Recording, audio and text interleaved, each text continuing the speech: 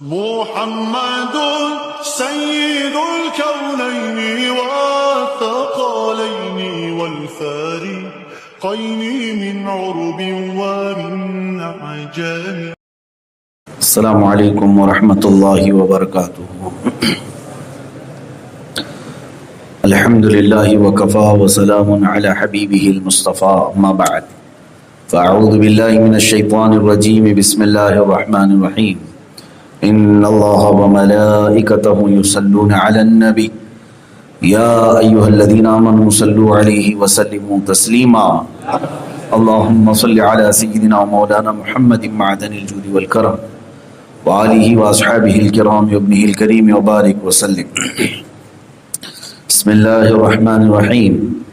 فَإِذَا قَضَيْتُمُ الصَّلَاةَ فَاذْكُرُوا اللَّهَ قِيَامًا وَقُعُودًا وَعَلَى جُنُوبِكُمْ فَإِذَا اطْمَأْنَنْتُمْ فَأَقِيمُوا الصَّلَاةَ إِنَّ الصَّلَاةَ كَانَتْ عَلَى الْمُؤْمِنِينَ كِتَابًا مَوْقُوتًا وَلَا تَهِنُوا فِي ابْتِغَاءِ الْقَوْمِ إِن تَكُونُوا تَعْلَمُونَ فَإِنَّهُمْ يَعْلَمُونَ كَمَا تَعْلَمُونَ وَتَرْجُونَ مِنَ اللَّهِ مَا لَا يَرْجُونَ وَكَانَ اللَّهُ عَلِيمًا حَكِيمًا. صدق اللہ مولانا العظیم. پھر جب تم نماز پڑھ چکو تو اللہ کی یاد کرو کھڑے اور بیٹھے اور کروٹوں پر لیٹے. پھر جب مطمئن ہو جاؤ تو حسب دستور نماز قائم کرو. بے شک نماز مسلمانوں پر وقت باندھا ہوا فرض ہے اور کافروں کی تلاش میں سستی نہ کرو. اگر تمہیں دکھ پہنچتا ہے تو انہیں بھی دکھ پہنچتا ہے جیسا تمہیں پہنچتا ہے اور تم اللہ سے وہ امید رکھتے ہو جو وہ نہیں رکھتے اور اللہ جاننے والا حکمت والا ہے. یہاں سے نمازی کے متعلق آیات ہیں جو پچھلی تفسیر میں آپ نے سماعت کیا کہ حالت جنگ میں نماز کیسے پڑھی جائے اور حالت سفر میں نماز کیسی پڑھی جائے. پچھلی تفسیر میں یہی دو باتوں پر گفتگو ہوئی تھی کہ سفر شرعی کسے کہتے ہیں. اگر بندہ اپنے گھر سے 92 کلومیٹر کے آگے جاتا ہے تو یہ اس کا سفر شرعی ہے. سفر کی حالت میں وہ 4 رکعت والی فرض نماز کو 2 میں تبدیل کر کے پڑھے گا، یعنی 2 ہی نماز پڑھے گا، 2 رکعت پڑھے گا. اور فجر اور مغرب چونکہ فجر میں 2 ہے مغرب میں 3 ہے، اس میں قصر نہیں ہوتی، یہ پوری پڑھی جائے گی. تو یہ سفر کی حالت کی نماز کا تذکرہ ہے. سنتیں اور نفل پوری پڑھی جائیں گی چاہیں تو، اور اگر وقت نہیں ہے تو وہ نفل کے برابر ہے. ساری سنتیں چاہے تو وہ چھوڑ بھی سکتا ہے. رہی بات حالت جنگ کی جس کو نماز خوف بھی کہا گیا ہے. نماز خوف جب مد مقابل سامنے کھڑے ہو جائیں حملہ کرنے کے لیے، اس وقت فوج کو 2 حصوں میں تقسیم کر کے ایک حصہ 1 رکعت نماز پڑھے گا، پھر وہ واپس آئیں گے، پھر یہ جائیں گے 1 رکعت نماز پڑھیں گے، پھر واپس آئیں گے، پھر پہلے والے جا کر اپنی دوسری رکعت کمپلیٹ کریں گے، وہ آئیں گے، پھر دوسرے والے جا کر اپنی دوسری رکعت کمپلیٹ کریں گے. یہ نماز خوف کا طریقہ ہے حالت جنگ میں. اس کا تذکرہ ہو گیا. اس کے بعد اب رب تبارک و تعالیٰ ارشاد فرماتا ہے کہ جب تم نماز مکمل کر لو تو پھر اللہ کا ذکر کرو، کھڑے ہو کر، بیٹھ کر یا کروٹوں پر لیٹ کر. تو یعنی اللہ کے ذکر کے 3 طریقے یہاں پر بتائے گئے. یا تو کھڑے ہو کر کے تم اللہ کا ذکر کرو، یا بیٹھ کر کے کرو، یا لیٹ کر کے کرو، لیکن ذکر کا حکم ہے. فَاذْكُرُوا اللَّهَ، اللہ کا ذکر کرو، اللہ کی یاد میں. اب ذکر کئی طریقے کا ہے. بندہ اللہ کو یاد کر لے اس کے اسماء حسنہ سے، اس کے صفاتی نام سے. ذکر کہتے ہیں یاد کرنے کو. تو اللہ کو جس انداز میں بھی وہ یاد کرے گا وہ ذکر ہی کہلائے گا. ذکر کی جو قسمیں ہیں، ذکر بالجوارح ہے، ذکر باللسان ہے، ذکر بالقلب ہے. 3 ہیں. ذکر باللسان جیسے زبان سے آپ کا کہنا اللہ اللہ، سبحان اللہ، الحمدللہ، اللہ اکبر، یا حی یا قیوم یا لطیف، یہ سب ذکر زبانی ہے، اس کو ذکر باللسان کہتے ہیں. اور ذکر بالجوارح جوارح کا مطلب ہوا ہاتھ پیر سارے اعضاء سے ذکر کرنا. وہ کیسے کہ آپ نے اگر کوئی نیک کام کیا اللہ کی رضا کے لیے تو یہ ہاتھ کا ذکر ہے. اللہ کی گھر کی طرف چلے, مسجد کی طرف نیت کر کے اللہ کو راضی کرنے کے لیے تو پیروں کا ذکر ہے, یہ پیروں کا ذکر ہے. کان سے آپ نے قرآن کی تلاوت سنی, اللہ کے نام سنے تو یہ کانوں کا ذکر ہے. آنکھ سے آپ نے اچھی چیز دیکھی اللہ کی رضا کے لیے, وہ آنکھوں کا ذکر ہے. یہ کہتے ہیں ذکر بالجوارح, جس میں زبان کا چلنا ضروری نہیں. اعضاء جو بھی نیک کام کریں گے یہ بھی ذکر ہی کہلائے گا. اللہ کا ذکر میں مشغول ہے بندہ. دو ہو گئے ذکر. اور ایک ہے ذکر بالقلب, وہ ہے زبان بھی نہیں کہہ رہی ہے, ہاتھ پیر بھی حرکت نہیں کر رہے ہیں, لیکن دل اس کا جاری ہے. خاموش بیٹھے ہوئے اپنے دل میں رب تبارک و تعالیٰ کو یاد کرتا رہا, یوں سوچتا رہا کہ میرا رب رحمان ہے, میرا رب رحیم ہے, میرا رب کریم ہے, وہ غفار ہے, وہ ستار ہے. زبان سے نہیں کہا, نہ ہاتھ پیر سے, دل میں یہ سارے خیالات لاتا رہا, تو اس کو کہا گیا ذکر بالقلب ہے, یعنی دل سے اللہ کا ذکر ہے. یہ تینوں ذکر کر سکتا ہے بندہ, زبان سے کرے یا اعضاء سے کرے یا دل سے کرے.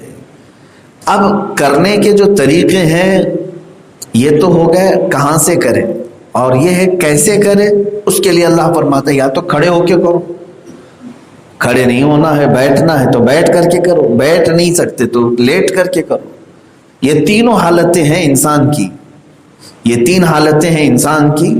ان میں اللہ تبارک و تعالیٰ نے فرمایا قیاما وقعودا وعلی جنوبکم, کھڑے ہو کر, بیٹھ کر یا کروٹوں پر لیٹ کر.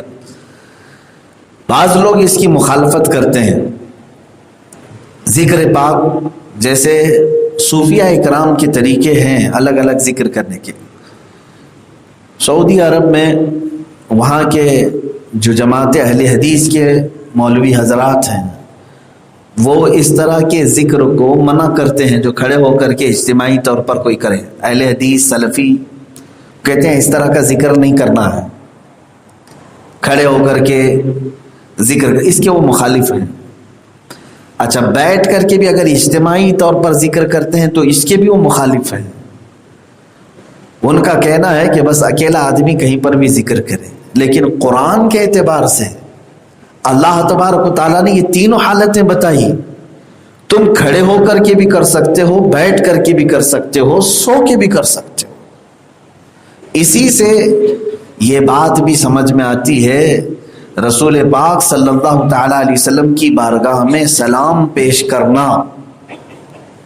سلام جب پیش کرتا ہے تو کیا کہتا ہے معلوم ہے؟ حضور صلی اللہ تعالیٰ علیہ وسلم پر جو سلام پیش کیا جاتا ہے وہ در حقیقت اللہ کی بارگاہ میں دعا کرنا ہے. ہم دعا کرتے ہیں, درود پڑھیں آپ. درود میں کیا ہے؟ اللہم صلی علی سیدنا محمد, اے اللہ ہمارے آقا محمد صلی اللہ علیہ وسلم پر رحمت نازل کر, درود بھیج. ہم تو یہ کیا کر رہے ہیں؟ دعا کر رہے ہیں. حضور پر جو درود ہے نا وہ در حقیقت دعا ہے اللہ سے. ہم اللہ سے کہہ رہے ہیں کہ اے اللہ تو رحمت نازل فرما. الدعاء هو الذکر, اور فرمایا گیا دعا ہی یہ ذکر ہے. اس کا مطلب ہوا درود پڑھنا بھی کیا ہوا؟ ذکر ہے. درود بھی کیا ہے؟ ذکر ہے. اب اس درود پڑھنے کا کوئی سسٹم ہوگا؟ جو لوگ یہ کہتے ہیں کہ تم لوگ نماز کے بعد کھڑے ہو کر مدینے کی طرف منہ کر کے کیوں درود پڑھتے ہو, سلام پڑھتے ہو, ان کے لیے قرآن کی یہ آیت کافی ہے. اللہ نے فرمایا نماز مکمل ہو جائے تو کھڑے ہو کر کے ذکر کرو, یا بیٹھ کر کے کرو, یا لیٹ کر کے کرو, جس کی جیسی طاقت ہے ویسے کرے. ہمیں کھڑے ہونے میں ادب زیادہ لگتا ہے, کھڑے ہو کر کے ادب کرتے ہیں. جس کو بیٹھ کر کے کرنا ہے وہ بے ادب نہیں ہے, وہ اس کی اپنی استطاعت کے مطابق. تو بہرحال حضور اکرم صلی اللہ تعالیٰ علیہ وسلم کی بارگاہ میں درود بھیجنا یہ بھی ایک طرح کا ذکر ہے. ذکر ہے. الدعاء هو الذکر, دعا کرنا بھی کیا ہے؟ ذکر ہے. اللہ کو یاد کرنا. اب یہاں پر ایک اور مسئلہ میں آپ کو بتا دوں, اللہ کے ذکر میں کیا کیا ہے. دیکھیں بعض لوگ اب یہ سوال کریں گے آپ سے, حضور پاک صلی اللہ تعالیٰ علیہ وسلم کی نماز تو نماز ہے, فرض نماز ہو گئی, چلے جاؤ بس کافی ہے. بعض لوگ یہی کہتے ہیں تم لوگ نماز پڑھتے ہو، پھر تسبیح پڑھتے ہو، پھر دعا پڑھتے ہو، پھر الگ الگ وظیفے کرتے ہو، یہ سب کہاں سے؟ یہ سب بدعتیں ہیں جو تم نے اپنے طریقے سے شروع کیا ہے۔ بعض لوگ اس کو یہی کہتے ہیں بدعت۔ قرآن کے حکم پر عمل کرنے کو بدعت نہیں کہا جاتا۔ اب اس آیت کا کیا مطلب ہے؟ میں صاف صاف ترجمہ کر رہا ہوں، آپ خود بتائیں۔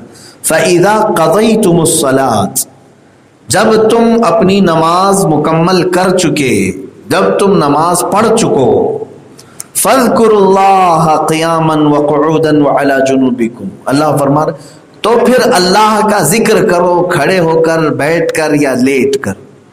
جب نماز کمپلیٹ ہو جائے، نماز مکمل ہو جائے، تب قرآن کہہ رہا ہے کہ اللہ کا ذکر کرو۔ میرے عزیزو، اس آیت سے ہی ثابت ہو گیا کہ نمازوں کے بعد دعا کرنا، تسبیح پڑھنا، یا پھر ہم تسبیح یہاں پر پڑھتے ہیں سبحان اللہ و بحمدہ سبحان اللہ العظیم، یہ کوئی نیا عمل اور بدعت نہیں، بلکہ یہ قرآن پاک کے حکم کے مطابق ہے۔ اللہ نے فرمایا نماز کمپلیٹ ہونے کے بعد تم ذکر کرو۔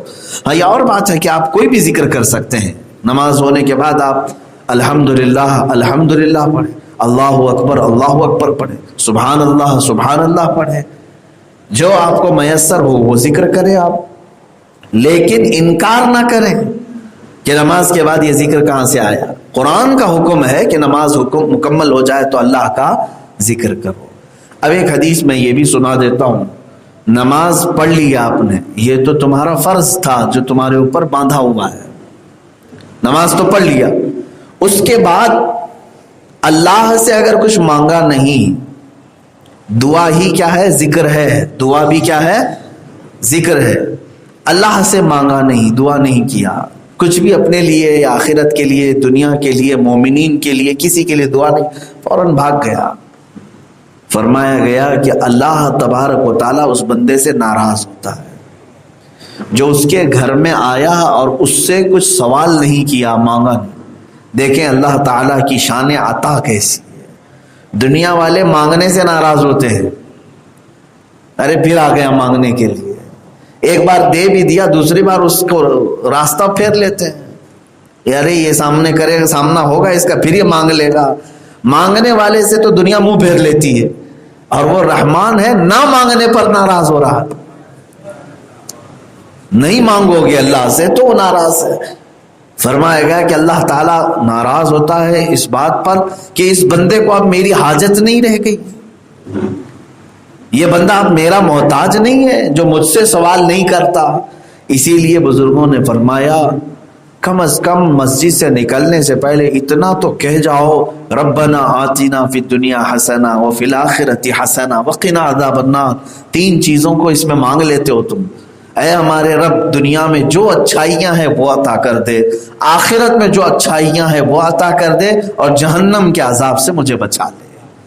بس اتنا تو کہہ کے جا سکتے ہو، یہ تمہارا سوال ہے اللہ کی بارگاہ میں، اور اسی کو ذکر کہا گیا ہے۔ یہ کیا ہے؟ الدعاء هو الذکر، دعا ہی ذکر ہے۔ بہرحال اب یہاں پر اللہ تبارک و تعالیٰ نے فرمایا پھر جب تم مطمئن ہو جاؤ تو نماز قائم کرو۔ بے شک نماز مومنین پر وقت باندھا ہوا فرض ہے۔ وقت باندھا ہوا فرض یہاں پر کیوں کہا گیا؟ وقت باندھا ہوا فرض ہے، اس کا مطلب ہے کہ ایسا نہیں ہے کہ تمہارے اوپر 5 نمازیں فرض کیا ہے اللہ نے، 1 گھنٹے میں پوری 5 نمازیں پڑھ کے چلے گئے اور پھر پورا دن چھٹی ہو گئی، ایسا تو نہیں، بلکہ ہر نماز کا ایک وقت متعین ہے، اسی وقت میں وہ نماز پڑھو گے تو ادا ہوگی۔ آپ ایسا تو نہیں کرتے نا، دن بھر کا کھانا صبح کھا کر کے نکل جاتے ہو، ناشتہ بھی، دوپہر کا بھی، رات کا بھی، اور اگر لمبا جانا ہے تو کل کا بھی کھا کے نکل گئے، ایسا تو نہیں ہے۔ اپنے اپنے اوقات پر جب آپ کی ضرورت ہے اسی اعتبار سے آپ کھاتے ہیں۔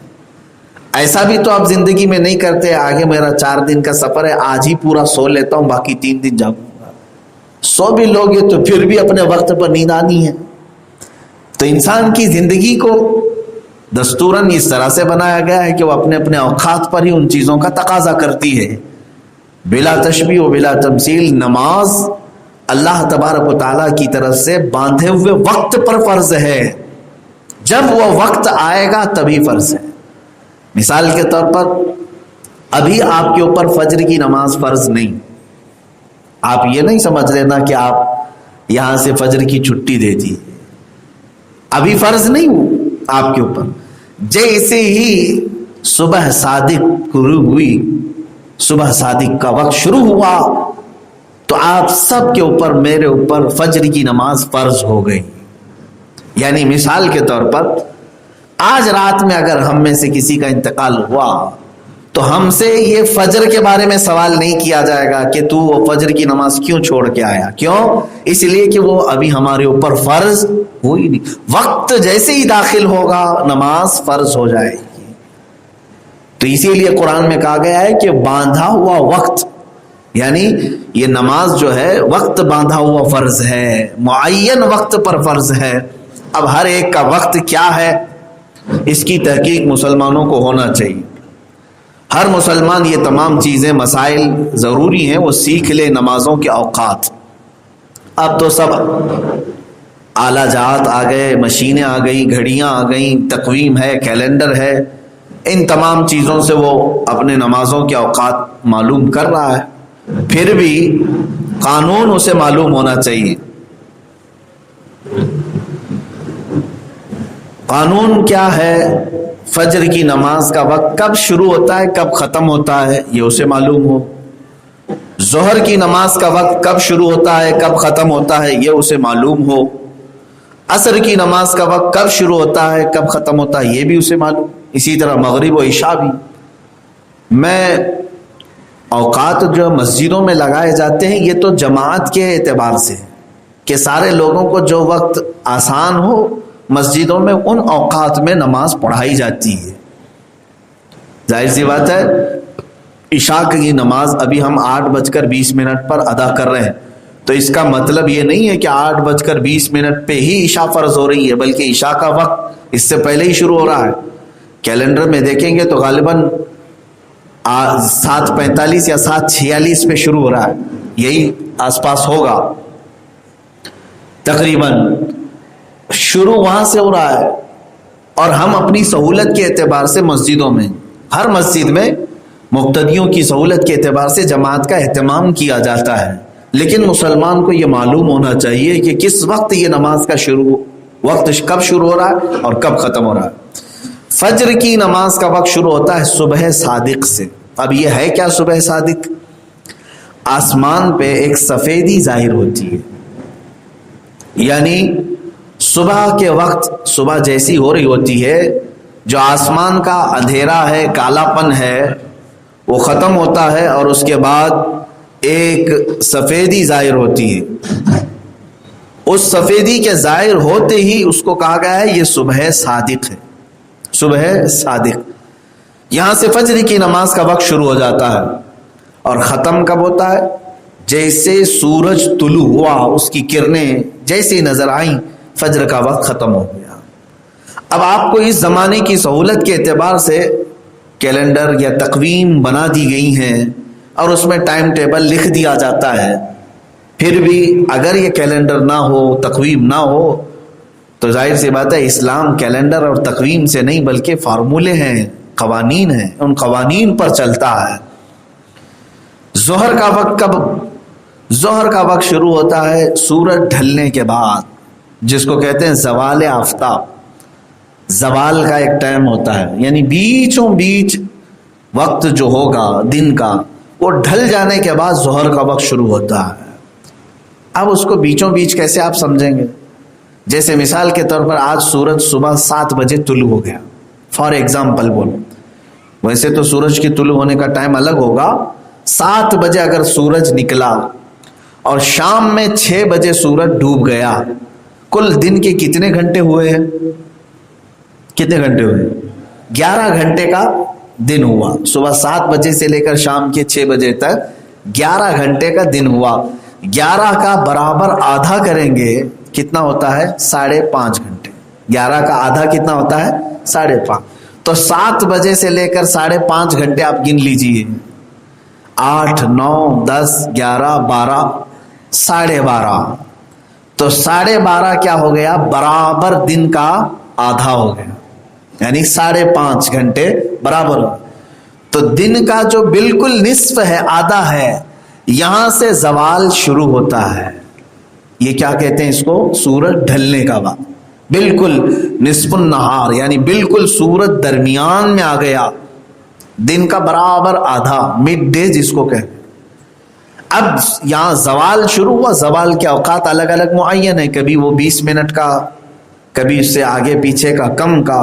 یہ وقت جیسے ہی ختم ہوا تو فوراً ظہر کا وقت شروع ہو جاتا ہے. ظہر کا وقت کب تک رہتا ہے؟ ظاہر سی بات ہے آپ تو یہی کہیں گے عصر شروع ہونے سے پہلے. عصر شروع ہونے سے پہلے. عصر شروع کب ہوتی ہے تب پھر جواب دینا پڑے گا. اس کا ایک طریقہ ہے کہ سورج کی دھوپ میں آپ اگر کوئی ایک لکڑی یا چھوٹی سی کاڑی رکھیں اور اس کا سایہ دیکھیں کتنا پڑ رہا ہے. 4 انچ کی ایک لکڑی لیا آپ نے، 6 انچ کی لیا آپ نے، کوئی بھی لے لیں، 4 انچ کی ہو یا 6 انچ کی ہو، جتنی بھی لے لیں. جب زمین پر آپ نے اس کو رکھا تو اس کا سایہ دیکھا کتنا ہو رہا ہے. سایہ اس کا اگر اس کے برابر ہے، بالکل برابر، یعنی آپ جہاں تک اس کا سایہ جا رہا ہے مارک کر کے رکھ لیں، پھر لکڑی سے آپ اس کو ناپ لیں یہ کتنا سایہ ہو گیا ہے. 4 انچ کا سایہ اگر 8 انچ ہو گیا ہے، 4 انچ کا سایہ اگر 12 انچ ہو گیا ہے، یہ دیکھنا ہے آپ. تو اب یہاں اختلاف ہے امام شافعی کا اور ہمارے امام اعظم ابو حنیفہ کا. اس کا اصلی سایہ تو 4 انچ کا رہے گا. اصلی سایہ کتنا ہے؟ 4 انچ کی لکڑی کا سایہ اصلی 4 انچ. اس کو چھوڑ کر کے، یہ اصلی سایہ کو چھوڑ کر کے اگر اور 4 انچ ہو گیا، یعنی کل ٹوٹل کتنا ہو گیا سایہ؟ 8 انچ کا ہو گیا. تو امام شافعی کے نزدیک وہاں سے عصر کی نماز شروع ہو گئی. اور امام اعظم کے نزدیک 12 انچ کا ہو جائے، یعنی سائے اصلی کو چھوڑ کر کے 2 سائے اور ہو جائیں، ڈبل ہو جائے، تب پھر کیا ہوگا؟ ہمارے نزدیک عصر کا وقت شروع ہوا. اسی لیے آپ دیکھیں شافعی عصر جلدی ہو جاتی ہے، حنفی عصر تھوڑی تاخیر سے ہوتی ہے، لیٹ ہوتی ہے. یہ اماموں کے درمیان حدیث پاک کو ہی لے کر کے، کیونکہ حدیث پاک میں ہے سائے اصلی کے علاوہ 2 سائے ہو جائیں. ہر چیز کا سایہ جب 2 ہو جائے تو عصر کا وقت شروع ہوگا، حدیث میں ہے. ہر چیز کا سایہ جب 2 ہو جائے، ڈبل ہو جائے، تو امام اعظم نے فرمایا وہ اس کا اصلی چھوڑ کے 2 ہو. امام شافعی نے فرمایا نہیں، اس کا اصلی ملا کے 2 ہو. تو یہاں پر دونوں امام اپنے اپنے اجتہاد پر صحیح ہیں. شافعی اس پر عمل کرے، حنفی اس پر عمل کرے. بہرحال کب تک رہتا ہے عصر کا وقت؟ سورج ڈوبنے تک رہتا ہے. مغرب کے وقت تک عصر کا وقت رہتا ہے. یعنی سورج ڈوبنے میں ابھی 4 منٹ باقی ہیں، 5 منٹ باقی ہیں، تب بھی تمہاری عصر اگر باقی ہے تو پڑھ لو، نماز آپ کی ہو جائے گی، ادا نماز ہوگی. جان بوجھ کر کے تاخیر کرنا گناہ ہے، کسی بھی نماز مکروہ ہے.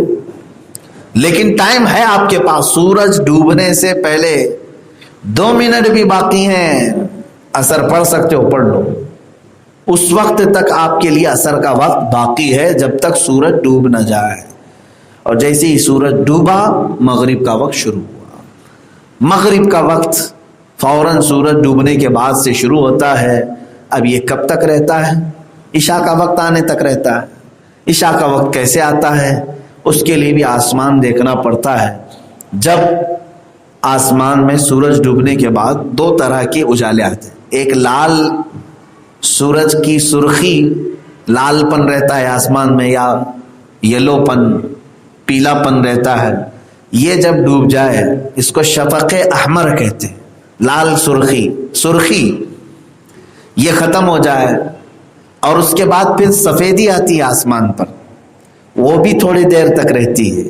سفیدی بھی ختم ہو گئی، اجالا پن بھی ختم ہو گیا، تب عشاء کا وقت شروع ہوتا ہے. اب یہ ٹائم موسم کے اعتبار سے الگ الگ ہے، ٹھنڈیوں میں الگ، گرمیوں میں الگ، بارش میں الگ ہوتا ہے. اسی لیے تقویم میں الگ الگ ٹائم لکھے جاتے ہیں. زیادہ سے زیادہ مغرب کا وقت 1.5 گھنٹہ ہوتا ہے، 1 گھنٹہ 35 منٹ، 1 گھنٹہ 40 منٹ تک، اور کم سے کم اس کی مقدار ہے. اب یہ مسائل شرعیہ ہے، کبھی اگر مسائل کی بات آئے گی تو انشاءاللہ العزیز اس کو عرض کریں گے. یہ تفسیر کے حوالے سے آیت نمازوں کے اوقات کے بارے میں آئی، اس لیے میں نے یہ عرض کیا ہے عشاء کا وقت وہاں سے شروع ہوتا ہے۔ یہاں پر بھی ہمارے امام اعظم ابو حنیفہ اور امام شافعی رحمۃ اللہ علیہ کا اختلاف ہے، باقی سب نمازوں میں نہیں۔ ظہر کے معاملے میں ہے، عصر کے معاملے میں ہے، مغرب کے معاملے میں، اور عشاء کے بھی سمجھ لیں۔ فجر کا سب کا اتفاق ہے، فجر صبح صادق کو شروع ہوگی، سورج نکلنے کے بعد، سورج نکلنے سے پہلے ختم ہو جائے۔ ظہر کے شروع ہونے کے بارے میں کسی کا اختلاف نہیں، زوال کے بعد شروع ہو جائے گا، امام شافعی کے نزدیک بھی ہمارے نزدیک۔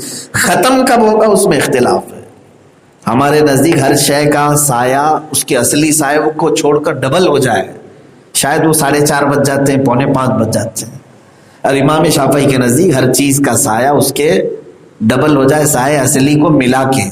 ان کا ظہر کا وقت ختم ہوا، عصر شروع۔ عصر کے وقت کے شروع ہونے میں اختلاف ہے لیکن ختم ہونے میں اختلاف نہیں۔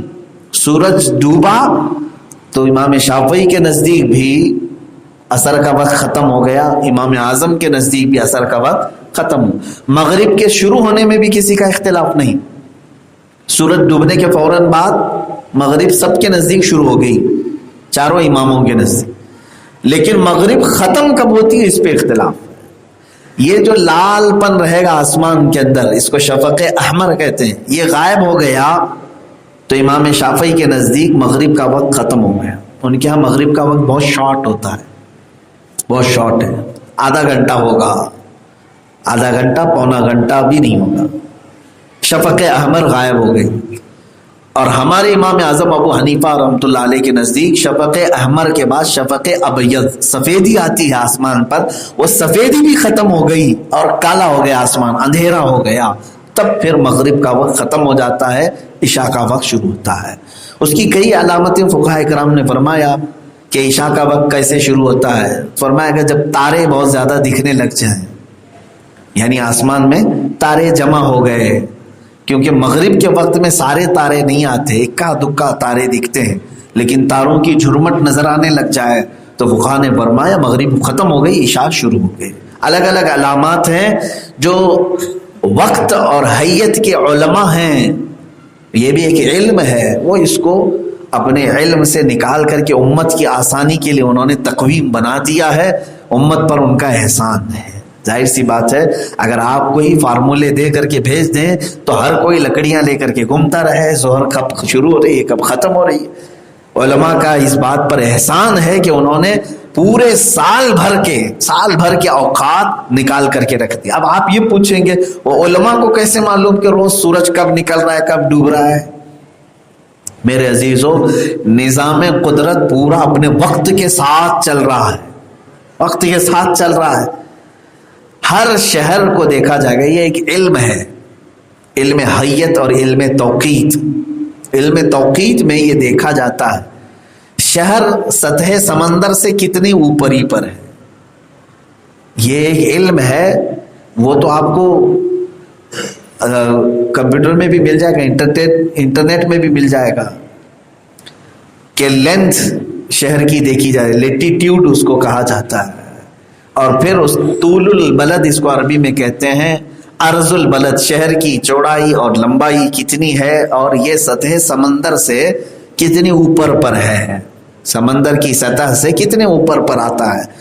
یہ جب معلوم ہو جاتا ہے تو پھر اس کا حساب لگایا جاتا ہے کہ اس شہر میں سورج کب نکلے گا کب ڈوبے گا، وہ پورے سال بھر کا متعین ہو جاتا ہے۔ اب وہ کیلنڈر بنا کر تمہارے پاس رکھا جاتا ہے۔ اسی لیے تو آج کوئی سورج دیکھ کر کے افطار کرتا کہاں ہے، کارڈ دیکھ کر کے افطار کرتے ہیں، کارڈ دیکھتے ہیں یا پھر بانگی صاحب کی آواز پہ افطار کرتے ہیں سارے لوگ۔ ظاہر سی بات ہے ہر ایک کا اس طرح سے فارمولے پر عمل کرنا مشکل ہے۔ آپ سارے لوگ سورج کو دیکھیں گے، ہو سکتا ہے کبھی کنفیوز ہو جائے، لگے کہ سورج ڈوب گیا لیکن ڈوبا ہی نہیں تھا، ابھی روزہ ٹوٹ جائے گا اگر سورج ڈوبنے سے پہلے افطار کر لیا، ایسا ہوتا ہے۔ تو اس لیے علماء کرام نے یہ علم توقیت کے حساب سے تقویم بنا دیا، کیلنڈر بنا دیا۔ تو آپ سب مسلمانوں پر بھی یہ ضروری ہے کہ وہ اپنے نمازوں کے اوقات، اپنے روزے سحری کے اوقات ان تقویموں سے برابر کر لیں۔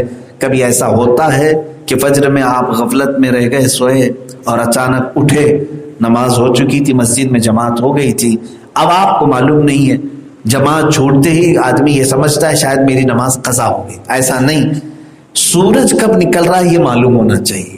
جماعت تو 6:35 کی ہو گئی، آج مثال کے طور پر 6:35 پہ نماز کھڑی، جماعت قائم ہوئی، اور 45 پہ ختم ہو گئی. آپ اٹھے تو یہاں سلام ہو رہا تھا، آپ نے سوچا میری نماز گئی. نماز نہیں گئی، جماعت گئی ہے، جماعت چھوٹی ہے. نماز کے لیے ابھی آپ کے پاس 20-25 منٹ باقی ہے. سورج اگر آج 7:10 پر طلوع ہو رہا ہے تو اگر آپ 5 منٹ پہلے بھی اٹھے تھے تو آپ کے لیے فرض ہے کہ آپ وہ نماز پوری کر لو، اور آپ کا گناہ نہیں ہوگا. آپ کی نماز قبول ہوگی، ادا ہی مانی جائے گی، یہ نہیں کہ قضا کیا. جماعت چھوٹ جانا الگ ہے، نماز کا چھوٹنا الگ ہے. الظہر میں آئے آپ، 1:30 بجے کی جماعت ہے، 1:30 بجے کی جماعت چھوٹ گئی تو بہت سارے لوگ کیا سمجھتے ہیں، ارے میری ظہر کی نماز قضا ہو گئی. قضا نہیں، 4 بجے تک ٹائم چل رہا ہے، کبھی بھی آپ نے اس دوران نماز پڑھ لیا تو آپ کی نماز ادا ہی مانی جائے، ادا ہی مانی جائے. ہاں، جماعت چھوٹنے کا اگر خوف ہے، ڈر ہے، جیسے گناہ ہے جماعت کو جان بوجھ کر کے چھوڑنا، اس کے لیے طریقہ یہ ہے، ایک آدمی بھی اگر تمہارے ساتھ مل گیا تو جماعت قائم کر لو، جماعت قائم کر لو. جو مسجد کی جماعت کا ثواب ہے وہ ایک آدمی کے ساتھ جماعت کی نماز پڑھو گے وہی ثواب آپ کو بھی ملے گا. جماعت چھوڑنے کے گناہ سے بچ جاؤ گے. لیکن حالات ایسے ہیں، لوگ الگ سے اپنی جماعت سے نماز پڑھنے کو یہاں عیب سمجھتے ہیں، حالانکہ یہ عیب نہیں ہونا چاہیے، عیب نہیں ہونا چاہیے. آپ اگر ایک آدمی، ایک مسلمان بھی آپ کے ساتھ ہے تو اس کے ساتھ کھڑے ہو جائیں، بغل میں کھڑے ہو کر کے اپنی جماعت کے ساتھ نماز ادا کر لیں. یہ احکام ہو گئے نماز کے. اللہ تبارک و تعالیٰ نے آگے ارشاد فرمایا کہ بے شک نماز مومنین پر باندھا ہوا، وقت باندھا ہوا فرض ہے. اس میں سے اگر کسی نے کوتاہی کی، کاہلی کی تو پھر اس کی سخت پکڑ ہے. سورہ مدثر کی آیت ہے. سورہ مدثر میں اللہ تعالیٰ فرماتا ہے کہ عن المجرمین یتساءلون عن المجرمین ما سلککم فی سقر. مجرمین جو دوزخ میں اوندھے منہ گرائے جا رہے ہیں، ان سے پوچھا جائے گا کیوں آئے تم جہنم میں. میجورٹی دوزخ میں جانے والوں کی، اور سارے لوگ، ان سے پوچھا جائے گا. وہ آپس میں پوچھ رہے ہوں گے میاں تم کیوں آئے، تم کیوں آئے. جیل میں جانے کے بعد ایک دوسرے مجرم پوچھتے ہیں کہ تو نے کیا کیا تھا وہاں پہ جیل میں اندر آیا. دوزخ میں ایک دوسرے کو پوچھ رہے ہوں کیوں آئے، تم کیوں آئے. اس کا جواب رب تعالیٰ فرماتے ہیں قالوا لم نک من المصلین. ان میں سے اکثر یہی کہیں گے ہم نماز نہیں پڑھتے تھے، نماز نہیں پڑھتے تھے. دوزخ میں جانے والوں کی اکثر تعداد بے نمازیوں کی ہوگی. بے نمازی جو ہے دوزخ میں جائے گا. میرے عزیزو، اس کو ہلکے میں نہیں لینا. سلطان باہو رحمۃ اللہ تعالی علیہ نے اس کے متعلق بہت سخت جملے ارشاد فرمائے، بہت سخت جملے ارشاد فرمائے. بلکہ فرمایا گیا کہ جو نماز کو جان بوجھ کے ترک کرتا ہے وہ بت پرستوں کے ساتھ اٹھایا جائے گا. من ترک الصلاۃ متعمدا فقد کفر. جو جان بوجھ کر کے نماز ترک کرتا ہے وہ کفر کے قریب پہنچ گیا ہے، کفر کے قریب پہنچ گیا ہے. نماز حق اور باطل کے درمیان فرق کرنے والی باؤنڈری کا نام ہے. تمہارے اور کافروں کے درمیان فرق کیا چیز ہے؟ تمہاری ٹوپی نہیں، داڑھی نہیں، کرتا جبہ نہیں. فرمایا گیا ہے کہ نماز باطل اور حق کے درمیان فرق کرنے والی چیز کا نام ہے، اور جس نے اس کو ڈھا دیا گویا کہ اس نے سب برابر کر دیا. من ترک الصلاۃ، یہ رسول کریم صلی اللہ تعالی علیہ وسلم کی حدیث ہے، الصلاۃ عماد الدین من اقامها فقد اقام الدین ومن ترکها فقد هدم الدین. میرے آقا فرماتے ہیں نماز دین کا پلر ہے، ایک ستون ہے. پورا دین جس پر کھڑا ہے اس میں ایک ستون ہے یہ نماز. جس نے نماز قائم کیا وہ اپنا دین قائم کیا ہوا ہے، اور جو نماز ترک کیا اس نے اپنے دین کو ڈھا دیا، گرا دیا. اس نے دین تمہارا گر جائے گا. عزیزان اکرامی اوقات، نمازوں کے معاملات میں جو لوگ بہت ہی سستی برتتے ہیں اور کاہلی برتتے ہیں، سوچتے ہیں پڑھ لیا جائے گا، پڑھ لیا جائے گا. یاد رکھیں دوسرے معاملات بعد میں پوچھے جائیں گے، سب سے پہلے قیامت میں تمہاری نماز کا ہی سوال ہوگا، دوسری چیزیں تو بعد میں آئیں گی، پہلا سوال تمہارے لیے یہ نمازوں کا ہوگا۔ روز محشر کے جاں گداز بوت اولی پرسش کے نماز بوت، قیامت کا دن جو جان پگھلا دینے والا ہوگا، سب سے پہلا سوال تمہاری نماز کے بارے میں ہوگا۔ اس سے گئی گزری زندگی کیوں گزارے ہیں بندہ کہ جس زندگی کے بارے میں فرمایا گیا ہے کہ خنزیر سور بھی روزانہ پناہ مانگتا ہے بے نمازی سے، اور شکر کرتا ہے کہ اے اللہ تو نے خنزیر بنایا، نجس العین بنایا، لیکن بے نمازی تو نہیں بنایا، بے نمازی تو نہیں بنایا۔ نماز چھوڑنے والا اس سے بھی زیادہ گیا گزرا آدمی ہے۔ میرے عزیزو، اللہ رب العزت کا یہ حق ہے، حقوق اللہ میں تم گرفتار ہو جاؤ گے اگر نمازوں کو ترک کرتے ہو، اللہ کا حق مارتے ہو۔ اس نے تمہیں ساری نعمتیں دی، سارے انعامات دیے، اور تم اسی کی بارگاہ میں جھکنے میں پس و پیش کرتے ہو، سستی آتی ہے، کاہلی آتی۔ اچھا اب ایک بات یہ بھی بتا دیتا ہوں، تم ایمان پر ہو یا منافقت آ گئی ہے، نفاق آ گیا، کیسے پتہ چلے گا؟ منافق ہونا ایک بہت بڑی ذلت ہے، یہ کافروں سے بھی بڑا عذاب ہے اس کو۔ منافقت یعنی دکھتا مسلمان ہے ہوتا کافر ہے، اس کو منافق کہتے ہیں نا۔ تو نفاق اگر آ جاتا ہے تو کیسے پتہ چلے گا؟ قرآن کی آیت ہے، ان المنافقین یخادعون وهو خادع وَإِذَا قَامُوا إِلَى الصَّلَاةِ قَامُوا كُسَالَىٰ، بے شک منافقین اللہ کو دھوکہ دینا چاہتے ہیں، اللہ کو دھوکہ دینا چاہتے ہیں۔ اللہ تبارک و تعالیٰ ان کے لیے خفیہ تدبیر فرماتا ہے، ان کے لیے کافی ہے۔ اور آگے میں قرآن یہ کہتا ہے بے شک منافقین جب نماز کے لیے کھڑے ہوتے تو سستی اور کاہلی سے کھڑے ہوتے ہیں۔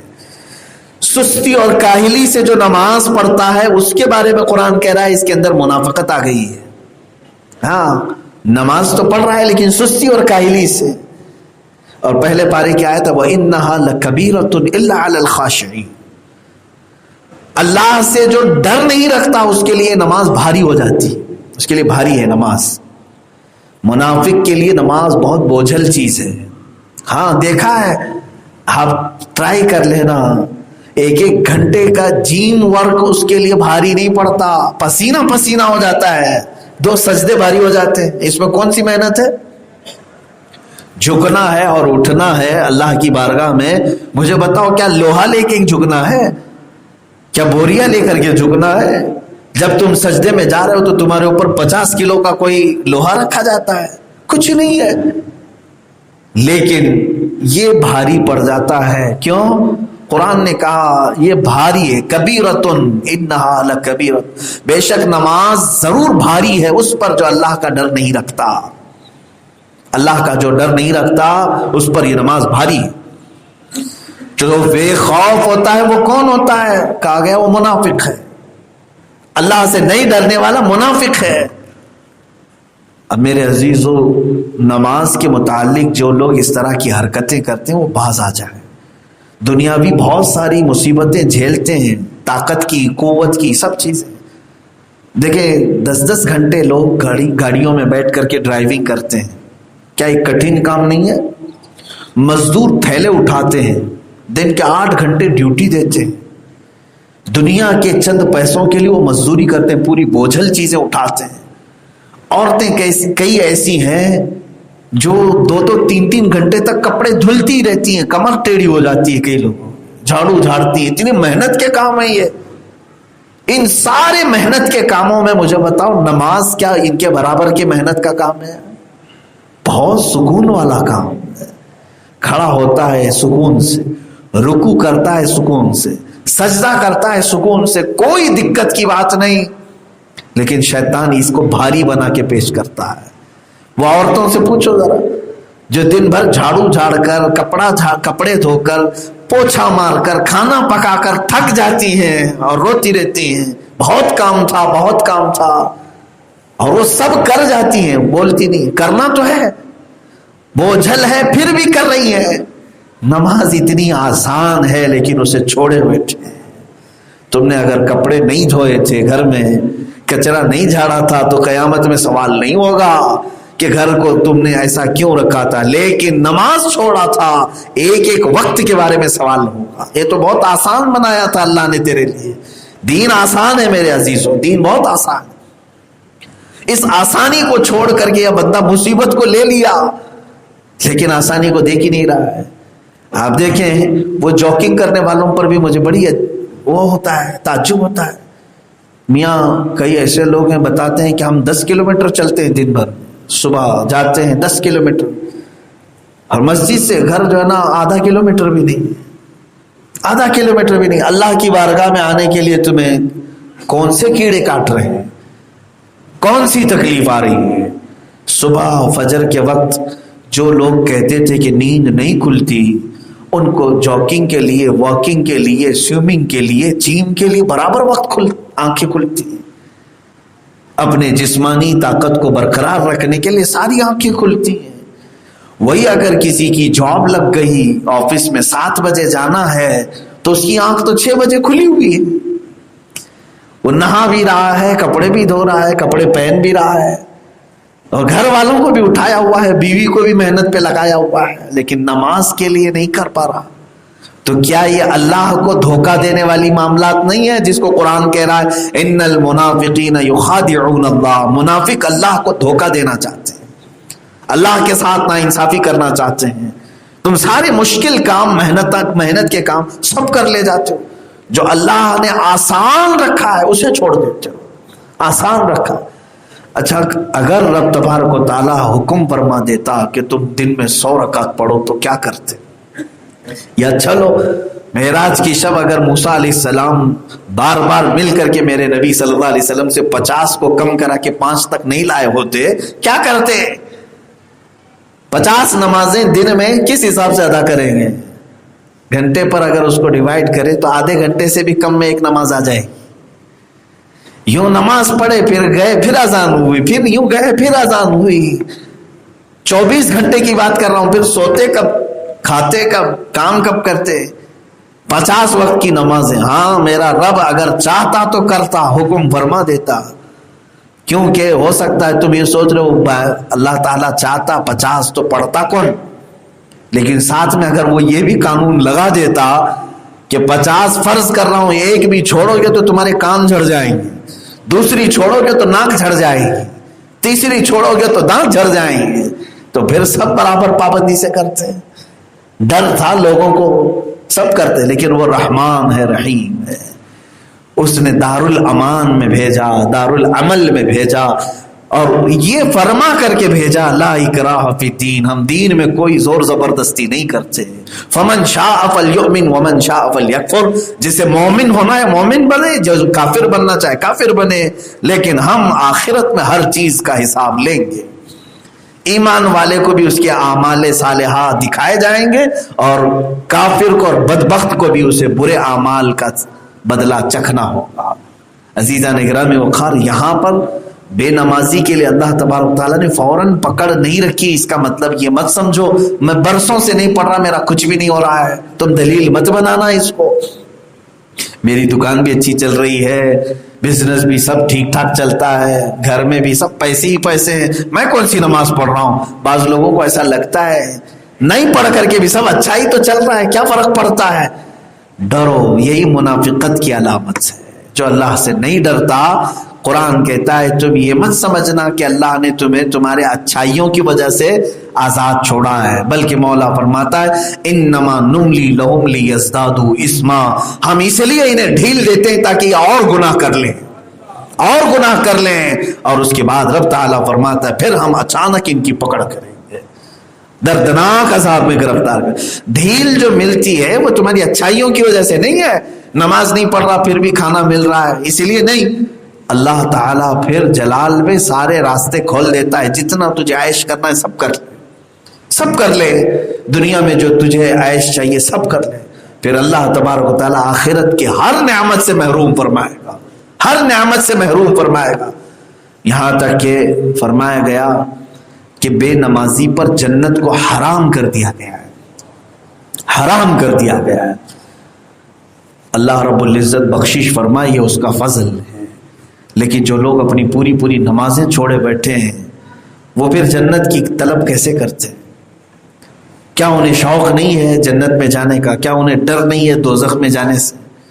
تو اپنی نمازیں کمپلیٹ کر لو. آج اگر صحت و سلامتی باقی ہے تو نمازیں کمپلیٹ کر لو. ایک بزرگ نے بہت پیاری مثال دی. وہ ایک اپنے مرید کی دکان میں آئے, بڑی بھیڑ بھاڑ تھی, گراہک لگے ہوئے تھے, فرصت ہی نہیں ملتی تھی اس کو. دکان میں گئے, اس نے کہا حضور آئیے تشریف لائے. مرشد آئے تھے, پیر صاحب آئے تھے, کرسی پر بٹھایا اور کام میں مصروف رہا. تھوڑی دیر کے بعد وہ دکان میں سے موجود ڈبے جو کچھ بھی تھے اس کو اٹھا اٹھا کے سونگھنے لگے. اس دکان کے مالک نے پوچھا حضور آپ یہ کیا کر رہے ہیں؟ تو انہوں نے فرمایا میں یہ دیکھ رہا ہوں کہ کہیں تو اس میں کہیں پخانا تو نہیں کرتا, پیشاب پخانا تو نہیں کرتا. اتنی بھیڑ بھاڑ ہے تیری دکان میں, گراہک تجھے چھوڑ ہی نہیں رہا ہے, میں دیکھ رہا ہوں کہ پیشاب پخانا یہاں کہیں کرتا ہے. اس نے کہا حضور پیشاب پخانا کوئی بھلا دکان میں کیسے کرے؟ کہاں کرتا ہے؟ کہا طہارت خانے میں جاتا ہوں. پھر ایک تماچا اسے لگایا اور کہا تجھے تیرے پیٹ کی غلاظت نکالنے کے لیے بھاری اوقات میں سے بھی ٹائم ملتا ہے اور تجھے تیرے رحمان کی بارگاہ میں سجدہ کرنے کے لیے وقت نہیں ملتا. رب ذوالجلال کے حضور آنے کے لیے کیا تو یہ دنیا کی گہما گہمی روک کر کے نہیں آ سکتا؟ وہ صحابہ تھے میرے عزیزو, لوہے کا کام کرنے والے ایک صحابی ہیں. لوہے کو گرم کیا جاتا, تپایا جاتا آگ میں. وہ جب آگ میں تبدیل ہوتا ہے تو لوہے کے ہتھوڑے کو اٹھا کر کے اس کو بینڈ کیا جاتا ہے, شکل بنائی جاتی ہے. لیکن روایات میں ہے لوہا گرم کیا ہے, آگ میں تپایا ہے, ہتھوڑا اٹھایا, ادھر سے اذان کی آواز آئی, ہتھوڑا پیچھے پھینک دیا. لوگ کہتے ارے ابھی گرم ہے, ٹھنڈا ہو جائے گا, بعد میں کر لیں. وہ کہتے نہیں, اذان کے بعد کیا ہوا کام میرے لیے حلال نہیں. وہ ان کا تقویٰ تھا. آپ کے لیے حلال ہے اذان کے بعد کام تو کر سکتے ہو, لیکن نماز چھوڑ کر کے جو کرتا ہے تو پھر وہ اپنے رحمان کے عذاب کو اپنے گھر میں لاتا ہے, اللہ کی ناراضگی. حضور غوث پاک رضی اللہ تعالیٰ عنہ کی بارگاہ میں کسی نے سوال کیا اپنے گھر کی بے برکتی کا. بہت گھر میں بے برکتی ہے. آپ نے فرمایا کہاں ہے تیرا گھر؟ فرمایا فلاں راستے پر ہے, فلاں روڈ پہ. آپ نے فرمایا اپنے گھر پہ پردہ لگا لے, پردہ لگا لے. بغداد کی بات, اس نے پردہ لگایا گھر کو. پھر وہ آیا کئی دن کے بعد, کہا حضور گھر میں برکت بہت ہے, بہت برکت ہے, الحمدللہ ساری چیزیں محفوظ رہتی. آپ نے پردے میں کیا وظیفہ دیا تھا؟ غوث پاک نے فرمایا تیرا گھر, کیونکہ وہ مرید تھا غوث پاک کا, قادری تھا. آپ نے فرمایا تیرا گھر راستے پر تھا, کئی بے نمازیوں کی نظر تیرے گھر کے اندر پڑتی تھی تو برکت چلی جاتی تھی, برکت ختم ہو جاتی تھی. اسی لیے میں نے کہا کہ کسی بے نمازی کے آنکھیں نگاہیں تیرے گھر کے اندر نہ پڑے. پردہ لگانے کے لیے میں نے کہا اللہ نے ان کی نظروں کی نحوست سے تیرے گھر کو محفوظ رکھا. جو قادری ہیں انہیں غوث پاک کا یہ فرمان سننا چاہیے, سننے سے تعلق رکھتا ہے. اور اسی لیے میرے غوث نے فرمایا پیران پیر میر میران سیدی عبد القادر جیلانی رضی اللہ تعالیٰ, وہ صرف 11ویں والے پیر نہیں ہیں جن کی نیازیں کھا کر موٹے ہو جائیں. ہاں ان کے نام پر صرف نیازیں منتیں نظریں کرنے کے لیے نہیں ہیں. وہ پیران پیر فرماتے ہیں میرے مریدین میں سے اگر کوئی بے نمازی ہے تو اسے مسلمانوں کے قبرستان میں دفن نہ کرو, مسلمانوں کے قبرستان میں دفن نہ کرو. یہ کون کہہ رہے؟ غوث پاک فرماتے ہیں. عزیزان گرامی وقار, یہ ساری باتیں وعید کی بہت ساری ہیں. یہاں تک کہ ایک حدیث میں ملتا ہے بے نمازی کو 15 طرح کے عذابات میں مبتلا کیا جائے, 15 قسم کی. اس میں سے 5 دنیا میں ہی ملتے ہیں, 5 اسے قبر میں ملتے ہیں اور 5 حشر میں ملتے ہیں. بڑا عذاب تو اس میں یہ ہے کہ قبر سے اٹھانے کے وقت اس کا چہرہ کالا ہو چکا ہوتا ہے جس وقت وہ اٹھایا جا رہا ہوتا ہے, اور موت کے وقت اسے بہت زیادہ خوف دل میں ڈال دیا جاتا ہے, بہت خوف ہوتا ہے. بے نمازی مرنا نہیں چاہتا, بہت خوف کے ساتھ مرتا ہے. نمازوں کو ترک کرنے والا بہت ڈر کے ساتھ وہ دنیا سے جاتا ہے. یہ عذاب دنیا مرنے کے وقت اسے دیا جاتا ہے.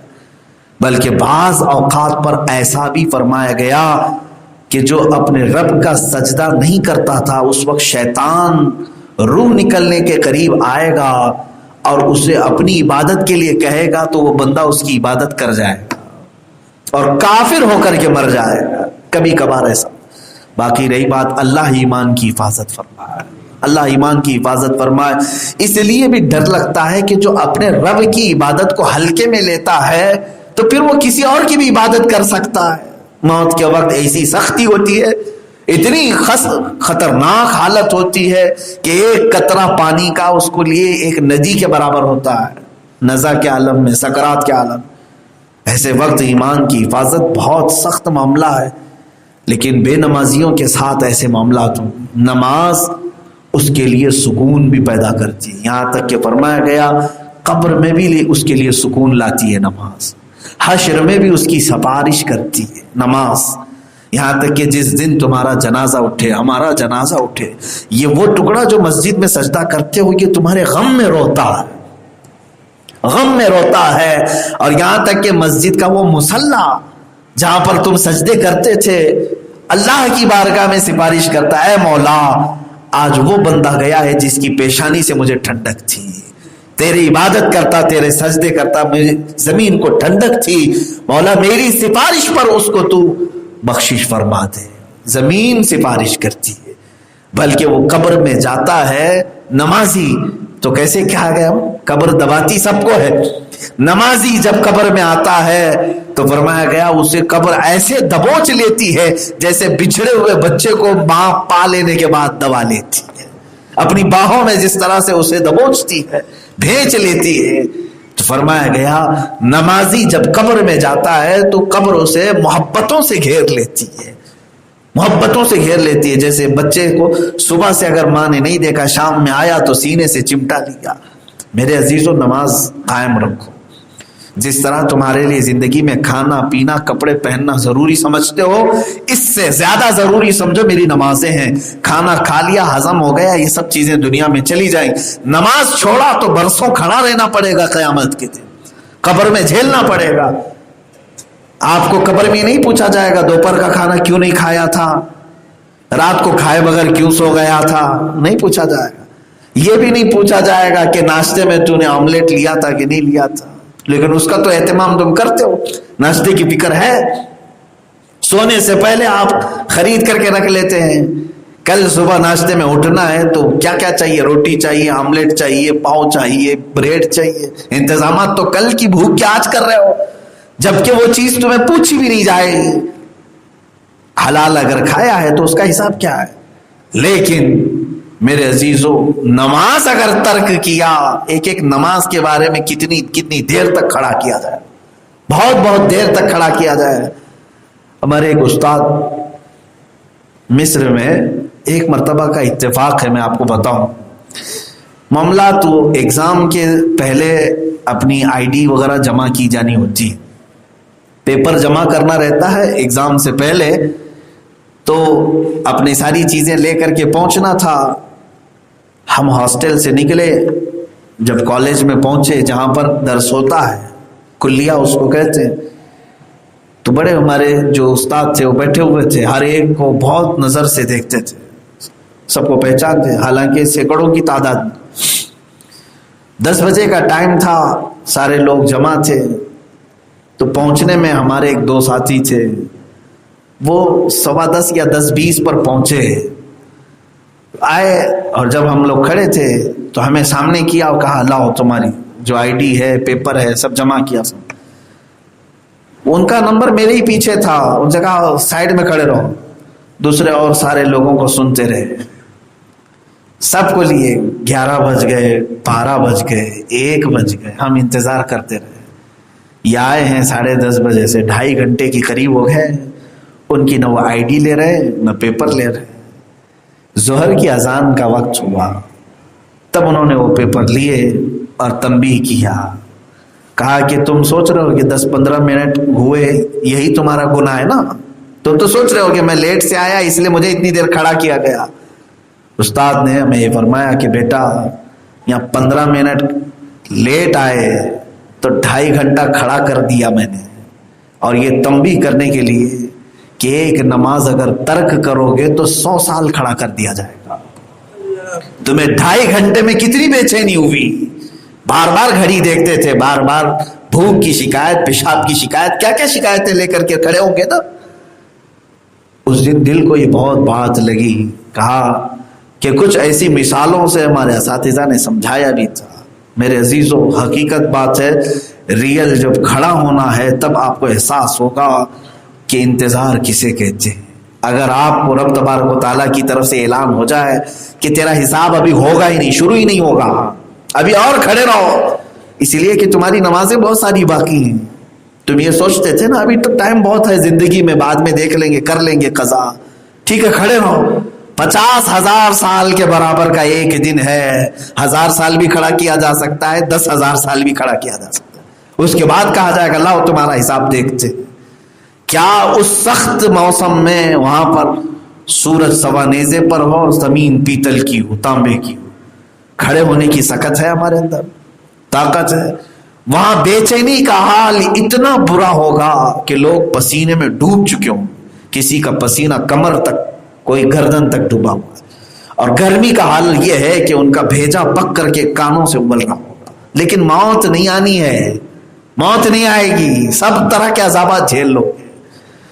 کچھ اہل محشر بدبو سے بھرے ہوئے ہوں گے، ننگے ہوں گے، کچھ کی زبانیں سینوں تک لٹکائی گئی ہوں گی، کسی کی شرمگاہ پر فرشتے مار رہے ہوں گے، داغ رہے ہوں گے. یہ سب چیزیں دیکھتے دیکھتے سینکڑوں سال کھڑے رہ سکو گے. اسی لیے یہ کہا گیا ہے گیا وقت پھر ہاتھ آتا نہیں، صدا دور دورہ دکھاتا نہیں. اور آج تمہارے پاس وقت ہے، نماز پڑھ لو اس سے پہلے کہ تمہاری نماز جنازہ پڑھی جائے. صلو قبل ان تصلوا علیکم، اپنی نمازیں کمپلیٹ کر لو اس سے پہلے کہ قوم تمہاری نماز پڑھتے. پھر وہی وقت آ جائے گا کہ تم پڑھتے نہیں تھے لیکن اب تمہاری نماز ہو جائے گی. اس کے بعد پھر نماز پڑھنے کا وقت ہی نہیں. بلکہ بعض روایات میں یہ ملتا ہے کہ مرنے کے بعد مردہ 1000 گڑ گڑا کر کے کہے گا کہ مولا ایک بار دوبارہ زندہ کر، میں 2 سجدے کر کے آ جاؤں، 2 رکعت پڑھ کے آ جاؤں. حکم ہوگا. اب اس دنیا میں ہم نہ شہیدوں کو لوٹا رہے ہیں، نہ نبیوں کو لوٹا رہے ہیں. تیری کیا مجال؟ کسی کو بھی لوٹایا نہیں جائے گا، واپس نہیں آئے گا. جو ہمارے جا چکے بڑے، جو بزرگ، جو اپنے خاندانوں کے ہیں، گزر چکے، آج تک کسی کو 50 سال ہوئے ہوں گے، 40 سال ہوئے ہوں گے، کتنے سال ہوئے دفنا کر کے، کبھی وہ آئے ہمارے پاس پلٹ کر؟ یا چلو آج دفنایا تھا، کل قبر کھول کر کے کوئی آ گیا ہو؟ سنا کبھی مردہ واپس لوٹ کر کے آیا ہے اور اپنی نماز روزے کرنے لگ گیا ہے؟ نہیں ہوگا. یہی ہمارے ساتھ بھی ہوگا. ایک دن تم اندر بند ہو گئے تو پھر نہیں آ سکو گے، کبھی نہیں. نہ یہ مسجد دیکھ پاؤ گے، نہ یہ مصلے دیکھ پاؤ گے، نہ یہ اوقات تمہیں ملیں گے. آج ہی ہے تمہارے پاس وقت، اس لیے اپنی نمازیں کمپلیٹ کرو. یہ جو کچھ بھی تھی آیات بینات، مجھے آپ سب کو انذار، خوف دلانا مقصود تھا کہ اپنی آخرت کا خوف رکھو. اللہ رب العزت کہنے سننے سے زیادہ عمل کی توفیق عطا فرمائے. جس کی نمازیں باقی ہیں مولا ان کو اپنی نمازیں مکمل کرنے کی توفیق عطا فرمائے.